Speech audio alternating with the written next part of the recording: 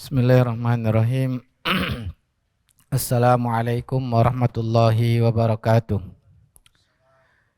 Innal hamdalillah nahmaduhu wa nasta'inuhu wa nastaghfiruh wa na'udzu billahi min syururi anfusina wa sayyiati a'malina. Man yahdihillahu fala mudhillalah wa may yudlil fala hadiyalah. Asyhadu an la ilaha illallah wahdahu la syarikalah wa anna Muhammadan abduhu wa rasuluhu la nabiyya ba'd. Jamaah yang dirahmati oleh Allah Subhanahu wa taala, kita akan bahas dalam kajian kali ini berkaitan dengan fikih sedekah, yang mana sebagai persiapan untuk menyambut bulan yang mulia, yaitu bulan Ramadan. Yang mana bulan Ramadan adalah bulan yang diberkahi, bulan untuk memanen pahala, kesempatan bagi kita untuk mencari amal ibadah, mendapatkan pahala sebesar-besarnya di bulan Ramadan tersebut. Maka di antara ibadah yang bisa kita lakukan, sebagaimana yang dilakukan Rasulullah SAW, beliau adalah orang yang paling dermawan dan juga orang yang rajin beribadah kepada Allah Ta'ala. Maka ketika masuk bulan Ramadan, maka beliau lebih dermawan lagi dan lebih banyak membaca Al-Quran di bulan Ramadan tersebut. Maka di sini lafaznya, yaitu menggunakan hadis ini menyebutkan ajwadun nasi, orang yang dermawan. Dermawan ini menginfakkan harta sesuai dengan kebutuhan kepada orang-orang yang membutuhkan. Maka penting kita untuk mempelajari hukum-hukum berkaitan dengan sedekah ini agar sesuai dengan tuntunan Rasulullah Sallallahu Alaihi Wasallam, agar menginfakkan, mensedekahkan harta tersebut sesuai dengan kebutuhan dan akan mendapatkan pahala yang besar. Maka sedekah itu terbagi menjadi dua. Ada yang sifatnya wajib kita harus melakukannya untuk mengeluarkan sedekah tersebut. Dan ini lebih dikenal dengan zakat. Dan zakat ini terbagi menjadi dua, zakat pada harta dan zakat pada badan, atau dikenal dengan zakat fitri. Maka insya Allah kita akan mempelajari lebih lengkap tentang yang wajib ini. Kenapa? Karena zakat ini atau sedekah yang wajib ini merupakan rukun Islam yang ketiga yang harus kita ketahui. Kemudian sedekah yang kedua adalah sedekah sunnah. Sifatnya adalah kerelaan hati dan jangan kita sia-siakan untuk memperbanyak sedekah yang sunnah ini, dan jangan lupa melakukan sedekah yang wajib di bulan Ramadan, yaitu zakat fitri. Baik, kita akan bahas lebih rinci tentang zakat, yaitu zakat pada mal, zakat pada harta. InsyaAllah pada pertemuan berikutnya kita akan bahas juga tentang zakat fitri yang memang kewajibannya di bulan Ramadan. Kenapa kita bahas zakat harta? Karena banyak di antara kaum muslimin yang mana mereka juga mengeluarkan zakat pada harta ini di bulan Ramadan. Nah, apakah ini sudah sesuai dengan tuntunan Rasulullah SAW atau malah menyebabkan berdosa? Kenapa berdosa? Seharusnya orang ini mengeluarkan zakat bukan di bulan Ramadan, tapi dia menunda hingga bulan Ramadan, maka dia malah berdosa. Tujuannya ingin mendapatkan pahala, harusnya kewajibannya itu di bulan Muharram, tapi dia tunda hingga bulan Ramadan, maka dia menjadi orang yang berdosa. Maka oleh karena itu penting kita untuk mempelajari hukum-hukum berkaitan dengan sedekah yang wajib itu zakat. Sedekah yang wajib ini yaitu zakat. Apa yang dimaksud dengan zakat? Secara istilah, zakat itu adalah mengeluarkan bagian tertentu dari harta yang tertentu, disalurkan kepada orang-orang yang tertentu dengan syarat yang tertentu. Jadi pengertian yang pertama yaitu mengeluarkan tertentu. Jadi kita harus mengetahui berapa yang harus kita keluarkan. Mengetahui harta apa saja yang min malin maksus, dari harta tertentu. Jadi tidak semua harta yang wajib zakat. Kemudian juga menyalurkannya itu supaya terpenuhi kewajiban pada orang-orang tertentu, yaitu asnaf yang 8. Fakir, miskin, amil, budak, kemudian orang berhutang, ibnu sabil, fisabilillah. Maka tidak boleh selain dari orang yang 8 ini. Dengan syarat yang khusus. Banyak di antara kita ini, kaum muslimin, mereka menyalurkannya karena anak yatim misalkan. Apakah ini benar atau salah? Nanti akan kita lihat. Ada juga yang menyalurkannya untuk pembangunan masjid.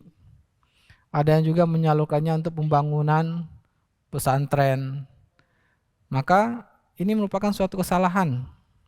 Ya, karena tidak ada, ya, ini pentingnya kita untuk mempelajari hukum-hukum atau ilmu-ilmunya. Jangan sampai kita mengira sudah menunaikan kewajiban ternyata tidak sah. Ada kewajiban yang harus kita keluarkan. Ya. Itulah yang dimaksud dengan pengertian zakat.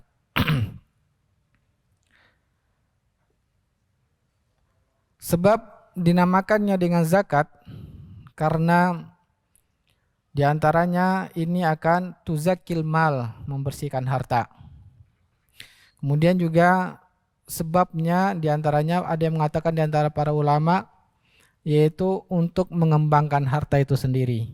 Karena zakat itu maknanya selain dari membersihkan juga maknanya mengembangkan.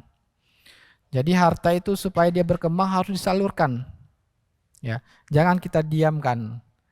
Kalau dia harta itu diam, tidak kita salurkan, sama seperti air, dia akan kotor. Air dibiarkan diam lama maka dia tidak akan bertambah dan tidak akan bersih. Maka zakat ini adalah tujuannya harta yang kita miliki harus kita salurkan supaya menggantinya lebih banyak.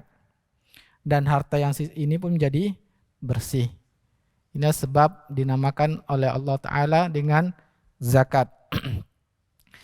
Yaitu dalam firman Allah Ta'ala surat Al-Mu'minun. Allah mengatakan walladzina hum lizzakati fa'ilun. Orang-orang beriman itu adalah orang yang mereka menunaikan zakat. Ya. Kemudian juga firman Ta'ala surah Al-Baqarah wa aqimus shalah wa atuz zakah. Dirikanlah salat dan tunaikanlah zakat. Inilah menunjukkan bahwa zakat ini wajib kita pelajari karena rukun Islam yang ketiga. Allah menyebutkan zakat setelah salat. Kemudian dalilnya dari hadis Nabi sallallahu alaihi wasallam, Bunyal Islamu ala khamsin, Islam itu dibangun atas 5 hal. Yang pertama syahadah, bersaksi bahwa Allah lah yang berhak diibadahi dan Nabi Muhammad adalah utusan Allah, dan mendirikan salat dan menunaikan zakat. Dalam hadis ini Rasulullah SAW menyebutkan bahwa zakat adalah rukun Islam yang ketiga. Kemudian sepakat para ulama bahwa zakat ini merupakan sesuatu yang wajib. Barang siapa yang mengingkarinya maka dia sudah keluar dari agama Islam dan diperangi untuk mengeluarkan zakat. Sebagaimana Abu Bakar dan Umar memerangi orang-orang yang tidak membayar zakat. Kapan sebab wajibnya pada harta tersebut? Apabila sudah mencapai nisab ya harta tersebut dan berlebih dari kebutuhannya dan dia tidak memiliki hutang. Ya. Nisab itu adalah bilangan tertentu pada harta yang wajib dikeluarkan. Ya. Dan dia tidak memiliki hutang sehingga harta tersebut ada pada dirinya dan melebihi dari kebutuhannya. Kemudian apa saja harta yang wajib untuk dikeluarkan zakatnya? Yang pertama yaitu hewan ternak. Masuk dari hewan ternak ini adalah unta, sapi, dan kambing. Ya. Hanya ini maksud dari hewan ternak. Jadi ayam itu tidak ada zakatnya, kecuali kalau ayam itu diniatkan untuk diperjualbelikan, maka nanti masuk pada jenis harta yang lainnya. Ya. Kuda, kuda tidak ada wajib zakat, tidak ada, bukan kewajiban zakat pada hewan ternak. Tapi kalau dijual maka masuk pada kewajiban harta yang lain. Yang kedua, harta yang wajib zakat itu adalah makanan pokok yang ditanam, ya, seperti padi, gandum, ya. Maka ini dikeluarkan ketika panen. Wa tuhaqqu yauma hasadi, dan tunaikanlah ketika panen. Kemudian wajib zakat berikutnya adalah pada emas dan perak dan yang semisal, yaitu termasuk uang. Jadi apabila kita memiliki emas atau perak atau uang, maka ini ada kewajiban zakatnya. Kemudian berikutnya adalah barang niaga. Apapun bentuk perdagangan kita, maka dia wajib terkena zakat kalau sudah mencapai nisab dan sudah berlalu 1 tahun hijriah. Misalkan kita jual belinya rumah, maka rumah ini wajib zakat. Kita menjual pakaian, maka pakaian ini adalah di antara harta yang wajib zakat. Kita jual mobil, maka mobil adalah harta yang wajib zakat. Apabila sudah sampai nisab dan berlalu 1 tahun hijriah dan sudah ditunaikan hutang kita, ya, masih sampai nisab, maka wajib dikeluarkan dengan jumlah tertentu. Jadi yang semisal dengan emas dan perak dan yang semisal dengan emas dan uang adalah barang perniagaan. Jadi cara menghitungnya, misalkan kita memiliki uang di tabungan, kemudian kita tambahkan dengan misalkan memiliki logam mulia, kita tambahkan. Kemudian kita juga memiliki usaha barang dagangan, ini juga kita gabungkan. Kemudian kalau ada hutang, kita bayarkan hutang dan berlalu 1 tahun hijriah, ya berlalu 1 tahun hijriah, ada hutang, kita bayarkan hutangnya, sisanya ternyata masih sampai nisab. Maka dikeluarkan 2,5%-nya. Kemudian yang berikutnya adalah fitri, ya. Fitri itu adalah sebagaimana Rasulullah SAW mengatakan, sebagaimana Ubadah mengatakan, Sa'ad bin Ubadah mengatakan, amarna Rasulullah SAW bisadaqatil fitri qabla an tanzala zakah thumma nuzilat faridaz zakah. Bahwa zakat fitri ini adalah makanan pokok yang kita miliki dan melebihi dari kebutuhan kita pada hari Idul Fitri itu sendiri. Misalkan di hari Idul Fitri kita hanya butuh beras untuk kebutuhan keluarga kita 2 kilo, ya. Sedangkan kita memiliki ketika itu harta lebih dari itu, maka wajib bagi orang tersebut untuk mengeluarkan zakat fitri, yaitu sebanyak 1 sok makanan pokok.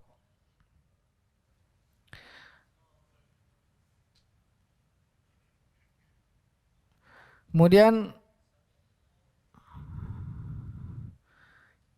sebab syariat mewajibkan zakat ini. Kenapa Allah SWT mewajibkan zakat ini? Yang pertama, tujuannya agar harta itu tidak dimiliki sebagian orang saja.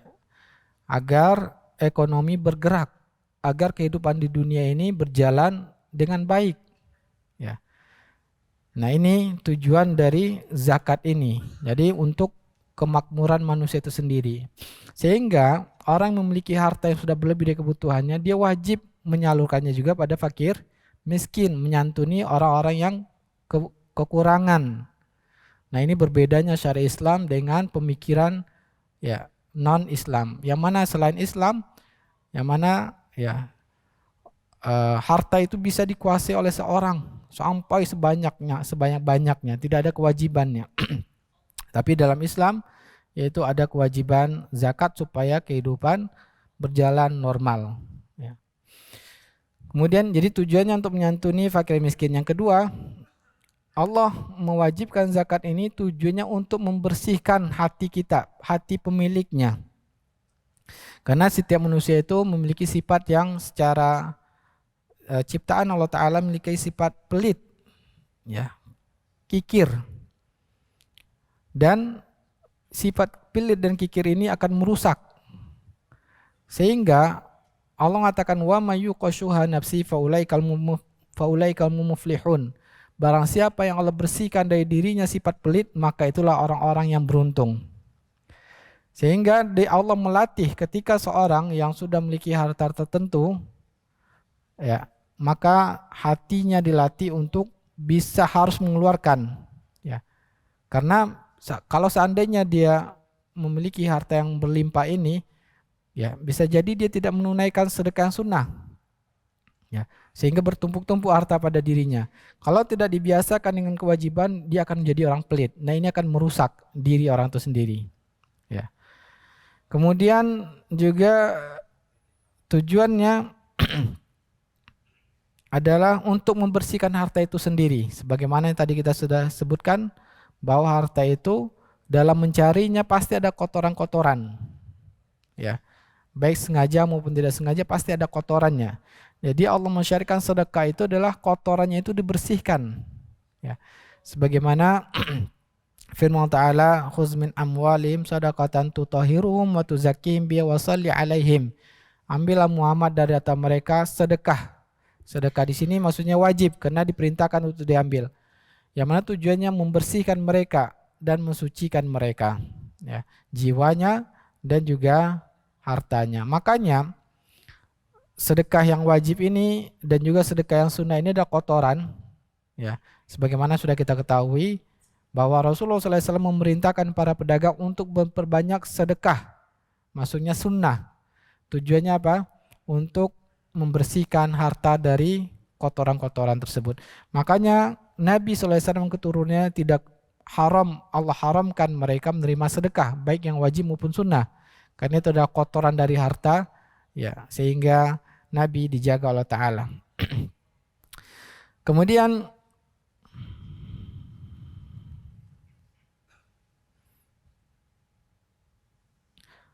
tujuannya agar orang-orang kaya ini yang memiliki kelebihan, mereka menjadi orang bersyukur kepada Allah, ya, agar mereka betul-betul menyadari bahwa harta ini dari Allah SWT, sehingga bentuknya rasa syukur kepada Allah Ta'ala mereka harus, ya, mengeluarkan sebagian tertentu yang hanya kecil, bukti mereka betul-betul bersyukur kepada Allah. Dan apa dampaknya bagi orang kaya ini? Ketika mereka betul-betul bersyukur pada Allah, ikhlaskan Allah Ta'ala, maka Allah akan menambahkan. Sebagaimana kita ketahui, la in syakartum la azidannakum. Kalau kalian betul-betul bersyukur, maka aku akan tambahkan harta kalian. Jadi tujuannya agar kita menjadi hamba yang bersyukur atas nikmat yang Allah Ta'ala wajibkan kepada kita. Syarat wajib zakat ada dua. Ada yang syaratnya itu berkaitan dengan orangnya, ada juga yang syarat berkaitan dengan orang yang dizakati. Adapun syarat pada si muzakinya itu sendiri, orang yang mengeluarkan zakat, yang pertama hanya wajib pada orang yang Islam. Yang kedua yaitu yang berakal, ya. Maka hanya wajib pada harta orang yang berakal. Kemudian hanya wajib pada orang yang merdeka, karena budak tidak memiliki harta. Kemudian wajibnya yaitu orang yang kaya. Kaya itu apabila sudah mencapai nisab, ya. Artinya orang yang melebihi hartanya itu dari kebutuhannya. Kemudian syarat yang berkaitan dengan muzakka, itu orang yang dizakati, kepemilikan. Ya, jadi harta itu dimiliki oleh orang tersebut. Ya, maka tidak ada kewajiban pada harta yang kepemilikannya milik umum. Contohnya harta yayasan, maka tidak ada kewajiban zakat. Atau harta negara, maka tidak ada kewajiban zakat. Kemudian dimiliki secara sempurna. Secara sempurna itu artinya memang dia berada di tangannya atau dia mampu untuk mengelolanya. Nah, berarti kalau misalkan ada di tabungannya, ya dia bisa mengambil kapan saja. Tapi kalau harta itu berada di tangan orang lain berupa piutang, dilihat kalau lancar, ya memang lancar selama ini cicilannya, maka ini dianggap ya dia memilikinya. Tapi kalau dia bisa jadi dia tidak lancar, maka ini tidak ada kewajiban, tidak dihitung sebagai harta zakat. Kemudian harta tersebut melebihi dari kebutuhannya dengan mencapai nisab. Dan kemudian berlalu 1 tahun hijriah. Nah, ini juga penting untuk kita ketahui ya, bahwa banyak yang mengeluarkan zakat itu dengan tahun Masehi. Dan dia mengeluarkan 2,5%, berarti dia berdosa. Ya. Kenapa? Karena tahun di sini dalam syariat Islam selalu menjadikan tahun Hijriah sebagai landasan. Jadi kalau kita hitungannya ada tahun Hijriah, contohnya 1 Ramadan, ya, maka kita mengeluarkan 2,5%. Tapi kalau kita menghitungnya biasanya dengan tahun Masehi, maka ada perbedaan beberapa hari. Ya, maka perbedaan hari itu lebih kurang 11 hari, maka kita konversikan, yaitu menjadi 2,57%. Ya, jadi agar memudahkan kita mengeluarkan zakat, maka kita mengeluarkannya dengan tahun Masehi dan mengeluarkannya 2,57%. Saya rasa ini dulu ya sebagai pemulaan. Insya Allah pada pertemuan berikutnya kita bahas lebih rinci tentang zakat uang, emas dan barang dagang, ya, supaya lebih pembahasannya lebih rinci. Dan sekarang kita hanya bahas pengertian dan syarat-syaratnya saja. Sisa waktu kita silakan digunakan untuk diskusi dan tanya jawab, baik berkaitan dengan zakat maupun di luar zakat. Dipersilahkan. Ya, silakan jika ada pertanyaan mengenai zakat atau di luar zakat. Kalau tidak ada, kita cukupkan, kita tutup dengan doa kafaratul majelis. Subhanakallahumma bihamdika asyhadu an la ilaha illa anta astaghfiruka wa atubu ilaik. Wassalamualaikum warahmatullahi wabarakatuh.